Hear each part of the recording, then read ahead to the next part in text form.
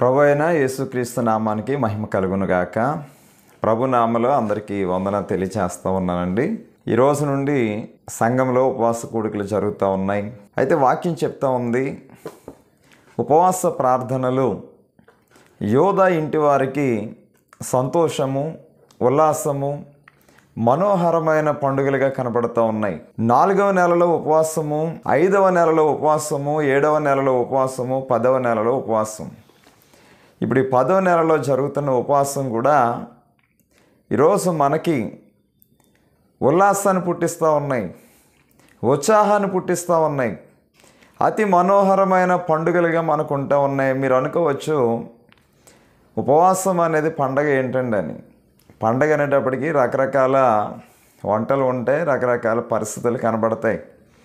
కానీ ఉపవాసము పండగ ఏంటంటే, వాక్యం ఏం చెప్తా ఉందంటే, యోధా ఇంటి వారికి ఉపవాసం అనేది ఉల్లాసాన్ని పుట్టిస్తూ ఉంది, ఉత్సాహాన్ని పుట్టిస్తూ ఉంది, సంతోషాన్ని కలిగిస్తూ ఉంది.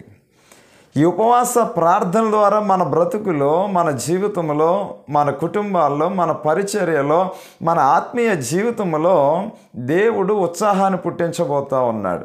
మన ఆత్మీయ స్థితిని ఆయన మార్చబోతూ ఉన్నాడు. హల్లెలూయా. ప్రతి హృదయము మండించబడబోతూ ఉంది, ప్రతి బలిపీఠము కట్టబడబోతూ ఉంది. విశ్వాస జీవితాన్ని, ప్రార్థన జీవితాన్ని, మన భక్తి జీవితాన్ని, ఆత్మీయ జీవితం అంతటిని కూడా దేవుడు ఉత్సాహాన్ని పుట్టించబోతూ ఉన్నాడు. ఒకవేళ నిరుత్సాహమైన పరిస్థితుల్లో ఉన్నా, ఒకవేళ మన జీవితంలో కుటుంబాలు, ఆ యొక్క పరిస్థితులు, సమస్యలు, కన్నీళ్లు, వేదన ఇవన్నీ కనబడుతూ ఉండవచ్చు. కానీ ఈ ఉపవాస ప్రార్థనలు ఏం చేస్తూ ఉన్నాయంటే, నీ జీవితంలో, నీ కుటుంబంలో ఉత్సాహాన్ని, సంతోషాన్ని పుట్టిస్తూ ఉన్నాయి. హల్లెలూయా.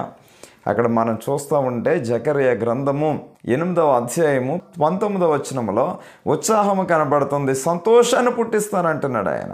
పైన వారి జీవితాలు కనబడుతూ ఉన్నాయి. వారి పితరులు కోపము పుట్టించారు, కీడును అనుభవించారు. కానీ ప్రభు ఏమంటున్నారంటే, నేను మీకు మేలు చేస్తాను. హల్లెలూయా. ఎంత శాపం అనుభవించారో, ఎంత శిక్ష అనుభవించారో ఆ శాపాస్పదము తీసివేసి ఆశీర్వాదాస్పదముగా నేను మారుస్తానంటున్నాడు. హల్లెలూయా. కాబట్టి వాక్యం చెబుతూ ఉంది, ఈ ఉపవాస ప్రార్థన అనేది మనకి ఉత్సాహాన్ని తీసుకొస్తా ఉంది, సంతోషాన్ని తీసుకొస్తా ఉంది, సమాధానం తీసుకొస్తా ఉంది.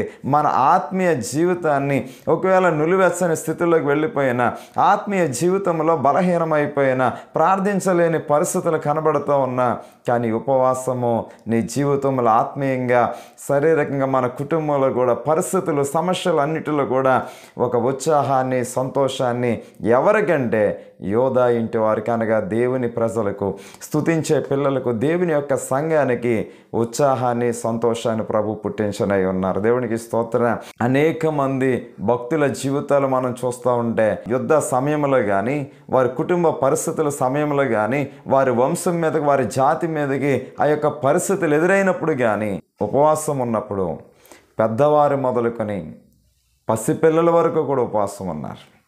రాజు మొదలుకొని దాసుడి వరకు కూడా ఉపవాసం ఉన్నారు. హల్లెలూయా. వృద్ధాప్యంలో ఉన్నవారు ఉపవాసం ఉన్నారు. కాబట్టి రాజవస్త్రము తీసివేస్తారు, గోనె బట్ట కట్టుకున్నారు, బూడిద నెత్తి మీద చల్లుకున్నారు. ఇవన్నీ వారు చేస్తారు. కానీ ఇప్పుడు అవన్నీ మనం చేయకూడదు. కానీ మన హృదయాన్ని ప్రభువుకి మనం అప్పగిస్తే, మనం ఆయన సన్నిధిలో మనం తగ్గించుకొని, మన ఉపవాసం ఉండి ప్రార్థన చేస్తూ ఉంటే ప్రతి కార్యము దేవుడు జరిగించనై ఉన్నారు. హల్లెలూయా. ఒకవేళ ఈరోజు నీ జీవితంలో కన్నీళ్ళు, పరిస్థితులు, సమస్యలు, విచారాలు, కలవరాలు, బాధలు ఏమైనప్పటికీ కూడా దేవుని పిల్లలుగా ఖచ్చితంగా మనము ఉపవాసం ఉండాలి, ఉపవాస ప్రార్థనలో పాలు పొందాలి. ఆ ఉపవాస ప్రార్థన నీ జీవితానికి ఉత్సాహాన్ని, సంతోషాన్ని తీసుకువస్తుంది. దేవునికి స్తోత్రం. ఖచ్చితంగా ప్రభు ఈ ఉపవాసము మీ జీవితాల్లో ఒక ఉత్సాహాన్ని, సంతోషాన్ని, సమాధానాన్ని ప్రభు తీసుకురాబోతూ ఉన్నాడు. ఉపవాస ప్రార్థన అనేటప్పటికీ శరీరానికి, ఆత్మకి పోరాటాలు ఉంటాయి. యుద్ధం మొదలవుతుంది. ఎక్కడ ఈ పోరాటాలు అంటే, ఇంట్లో మనుషుల ద్వారా, లేకపోతే ఎదుటివారి ద్వారా ఈ పరిస్థితులు కాదు. కానీ ఉపవాస ప్రార్థన అనేటప్పటికీ ముందుగా శరీరానికి, ఆత్మకు, శరీరానికి, ఒక మనసుకు పోరాటం జరుగుతుంది. కానీ మనం ఏం చేయాలంటే జయించగలగాలి. ఎలాగ జయించగలుగుతామంటే, శరీర క్రియలను మీరు చంపిన ఎడల మీరు జీవించదరంట. మనం ఆత్మ చేత శరీర క్రియలు చంపాలి. వాస్తవానికి ఆత్మ లేకపోతే మన మనస్సు ఏమంటుందంటే ఉపవాసం ఉండాలంటే, వాక్యం చదవాలంటే, ప్రార్థన చేసుకోవాలంట. శరీరం ఏమంటుందంటే ఉపవాసం ఉండడానికి ఒప్పుకోదు. కానీ మనం ఏం చేయాలంటే ఆ శరీరాన్ని మనం జయించాలి. మన దేవుని ఆత్మ చేత నడిపించబడాలి. హల్లెలూయా. ఈ దినాన ప్రభు మనతో మాట్లాడుతూ ఉన్నారు. పరిశుద్ధ గ్రంథంలో మనం చూస్తూ ఉంటే చిన్న పిల్లలు, పాలు తాగే పసిపిల్లలు ఉపవాసం ఉన్నారు. రాజు మొదలుకొని పనివాడు వరకు కూడా సింహాసనం దిగి వచ్చారు. వారు పనులు విడిచిపెట్టారు, గోనెబట్ట కట్టుకున్నారు, ఉపవాసం ఉన్నారు. ఈ దినాల్లో ఉపవాసాలు జరుగుతూ ఉన్నాయి అనేక సంఘాల్లో. ఈ యొక్క సమయంలో మన సంఘంలో కూడా ఉపవాస కూడికలు జరుగుతూ ఉన్నాయి. మనం అన్నిటిని విడిచిపెట్టి రావాలి. పెండ్లి కుమారుడు అంతఃపురంలో నుంచి రావాలని వాక్యం చెబుతా ఉంది. పసిపిల్లలు పాలు కూడా ఇవ్వకుండా, జంతువులకు మేత ఇవ్వకుండా, పెద్దవారు ఉన్నారు, వృద్ధాప్యంలో ఉన్నవారు. లోక సువార్త 2వ అధ్యాయము 37వ వచనంలో ఏం చెబుతూ ఉందంటే, ఒక స్త్రీ కనబడుతూ ఉంది. 84 సంవత్సరాల వృద్ధాప్యం కలిగిన అన్న అనే ఒక స్త్రీ కనబడుతూ ఉంది. ఆమె రేయి పగలు కూడా దేవుని సన్నిధిలో ఉపవాసాలు ఉంటూ ప్రార్థన చేస్తూ దేవుని సన్నిధిలో కనిపెడుతూ ఉంది. తన ప్రజల క్షేమం కొరకు, రక్షకుని కొరకు ఆమె కనిపెడుతూ ఉన్నది. దేవుని సన్నిధిలో సేవ చేస్తూ ఉందట. ఈరోజు మనము ప్రియమైన సహోదరి యవనస్తులు ప్రతి ఒక్కరూ కూడా ఖచ్చితంగా మనం ఉపవాసం ఉండగలిగితే ఈరోజు నువ్వే పరిస్థితులు ఎదుర్కొంటున్నావో గొప్ప ఉల్లాసాన్ని, ఉత్సాహాన్ని, సంతోషాన్ని జీవితంలో చూస్తావు. హల్లెలూయా. అయితే ఉపవాసం ఉండడానికి ఈ కడుపే దేవుడని వాక్యం చెప్తాం. కాబట్టి శరీరము ఒప్పుకోదు. కానీ ఆత్మలో మనం ఏం చేయాలంటే ఆత్మ ద్వారా మనం జయించాలి. శరీర క్రియలను మీరు చంపిన ఎడల జీవించదరు. శరీరానుసారమైన మనసు, శరీరానుసారమైన క్రియలు అవి నాశనానికి, మరణాన్ని తీసుకువెళ్తాయి. కానీ ఆత్మానుసారమైన మనస్సు జీవము, సమాధానాన్ని తీసుకుని వస్తుంది.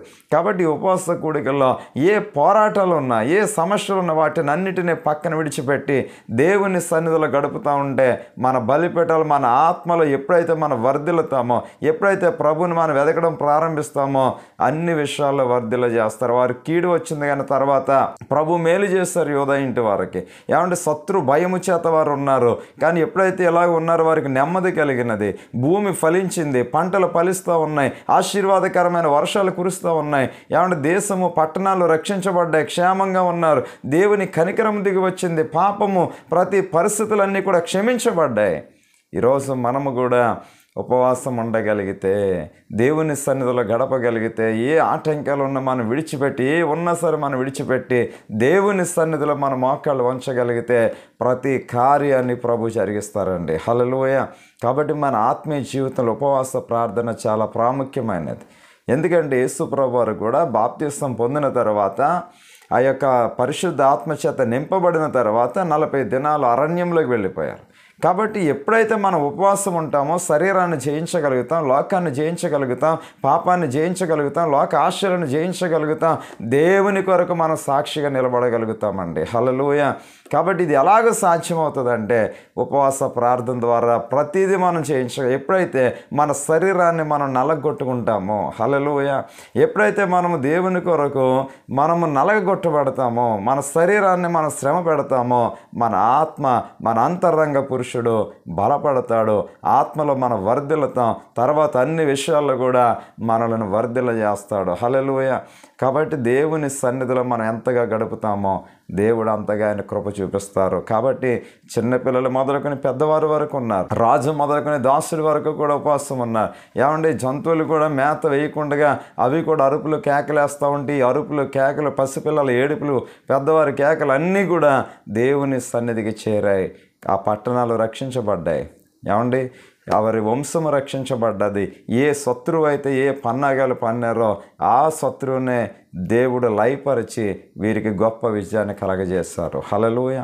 కాబట్టి ఈరోజు మీ జీవితంలో కూడా ఈ ఉపవాస ప్రార్థనలో ఉత్సాహాన్ని, సంతోషాన్ని ఇవ్వబోతూ ఉన్నాయి. ప్రతి శాపము తొలగిపోయి ఆశీర్వాదం కురిపించబడబోతూ ఉంది. దేవునికి స్తోత్రం. భయపడక దేశమా సంతోషించి గొంతులు వేయమంటున్నాడు. కాబట్టి దేవుని సన్నిధిలో మనం గడుపుదాం.